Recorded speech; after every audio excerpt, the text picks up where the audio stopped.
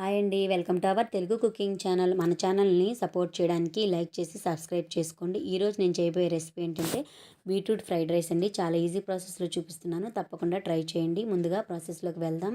ఉడకబెట్టిన అన్నం తీసుకోవాలి. తర్వాత ఒక బీట్రూట్ని ఈ విధంగా సన్నగా తురుముకుని పక్కన పెట్టుకోవాలి. కొంచెం కొత్తిమీర, కరివేపాకు, ఉల్లిపాయలను ఈ విధంగా రౌండ్గా స్లైజ్ల కింద చేసుకోవాలి. పచ్చిమిర్చి ముక్కలను కూడా ఈ విధంగా పొడవుగా కట్ చేసుకుని పక్కన పెట్టుకోవాలి. తర్వాత వీటిలోకి కావాల్సిన మసాలా పొడి ప్రిపేర్ చేసుకుందామండి. కొన్ని మిరియాలు, కొంచెం సోంపు, స్టార్ పువ్వు, 4 లవంగాలు, 2 యాలకులు, చిన్న చెక్క ముక్క తీసుకుని స్టవ్ మీద పెనం పెట్టుకుని పెనం హీట్ అయిన తర్వాత ఒక 5 సెకండ్ల పాటు బాగా కలుపుకుంటూ వేడెక్కేంత వరకు వేపుకోవాలండి. ఇలా వేపుకున్న తర్వాత ఒక మిక్సీ జార్లో వేసుకుని ఈ విధంగా పౌడర్ కింద చేసుకుని పక్కన పెట్టుకోవాలి. తర్వాత అదే ప్యాన్లో 2 టేబుల్ స్పూన్ల ఆయిల్ వేసుకుని ముందుగా కట్ చేసి పెట్టుకున్న పచ్చిమిర్చి ముక్కల్ని, బీట్రూట్ తురుముని వేసుకుని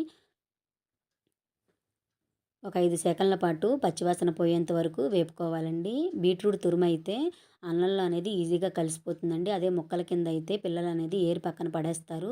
ఈ విధంగా తురుములో అయితే రైస్లో కలిసిపోతుందండి. ఇలా ఒక 5 నిమిషాల పాటు వేగిన తర్వాత ముందుగా ఉడకబెట్టుకున్న అన్నం అనేది వేసేసుకోవాలి ఇందులో. ఇలా అన్నం వేసుకున్న తర్వాత రుచికి సరిపడినంత సాల్ట్ వేసుకోవాలి. మనం ముందుగా గ్రైండ్ చేసి పెట్టుకున్న మసాలా పొడిని వేసేసుకోవాలి. ఈ విధంగా మసాలా పొడిని వేసుకున్న తర్వాత ఇందులో ఒక హాఫ్ స్పూన్ కారం కూడా వేసుకోవాలండి. ఈ కారం ఎందుకు వేసుకుంటున్నామంటే బీట్రూట్ అనేది తీయగా ఉంటుందండి. ఆ తీపిని కొంచెం తగ్గిస్తుందండి కారం వేసుకుంటే. ఈ విధంగా వేసుకున్న తర్వాత బాగా కలుపుకోవాలి. ఆ బీట్రూట్ మసాలా పొడి మొత్తం అంతా కలిసిపోయేలాగా ఒక 5 సెకండ్ల పాటు బాగా కలుపుకున్న తర్వాత చూసారు కదండి, ఈ బీట్రూట్ తురుము అనేది తొందరగా అనేది అన్నంలో కలిసిపోతుంది. అదే ముక్కల కింద అయితే ముక్కలు తీసేస్తారండి. తప్పకుండా ఇలా తురుములానే వేసుకోండి.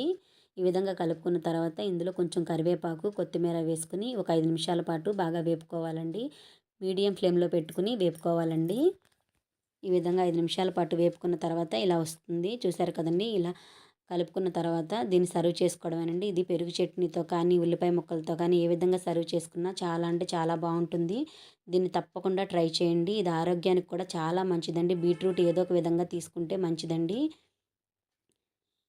ఈ వీడియోని చివరి వరకు చూసినందుకు thank you so much. Bye bye.